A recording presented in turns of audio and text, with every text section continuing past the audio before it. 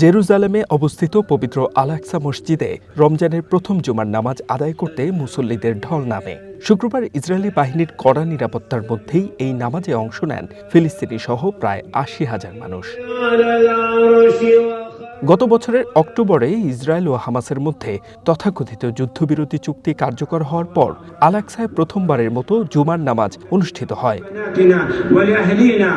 অধিকৃত পশ্চিম তীর থেকে জুমার দিনে ১০,০০০ ফিলিস্তিনি মুসল্লিকে এই মসজিদে নামাজ আদায়ের অনুমতি দেয় ইসরায়েল। স্থানীয় গণমাধ্যম জানায়, গত বছরের মানদণ্ডের ভিত্তিতে ১২ বছরের কম বয়সী শিশু, ৫৫ বছরের বেশি বয়সী পুরুষ এবং ৫০ বছর বয়সী বা তার চেয়ে বেশি বয়সী নারীরাই কেবল আল-আকসায় প্রবেশ করতে পারবেন।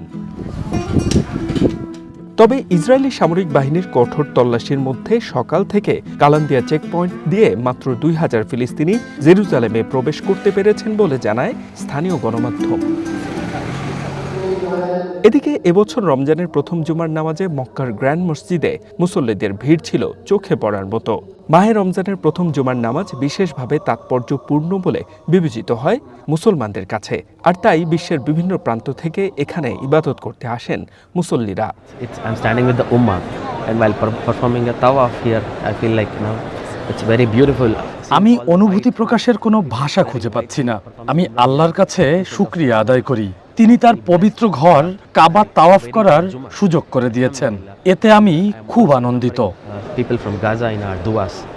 মসজিদটিতে নামাজ আদায়ের পাশাপাশি কাবা শরীফ তাওয়াফ সহ কুরআন তিলাওয়াতের মধ্য দিয়ে দিনটি অতিবাহিত করেন ধর্মপ্রাণ মুসলমানেরা। H M Ataullah, one international desk.